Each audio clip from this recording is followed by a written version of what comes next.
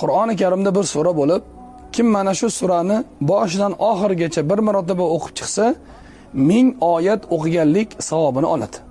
Payg'ambar sollallohu alayhi vasallam sahobalariga sizlardan qaysi biringiz bir kunda 1000 oyat o'qiy olasiz deganda, sahobalar aytdilarki, ya Rasululloh, bizdan kim ham bunga qodir bo'lardi dedilar.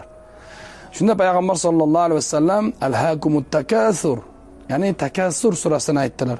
Ya'ni kimda kim Takassur surasini boshidan oxirigacha bir marotaba o'qib chiqsa, 1000 oyat o'qiganlik savobini, ajrini oladi. Azizlar, 30 sekund ketar. Mayli borani sekin o'qiganingizda 1 daqiqa ketar. Lekin 1000 oyat o'qiganlik ajr savobi. Shunday ekan, Takassur surasini ham zamsura qilish, namozdan tashqari holatda o'qib yurishni o'zimizga odat qilsak, inshaalloh 1000 oyat o'qiganlik ajr savobini olamiz.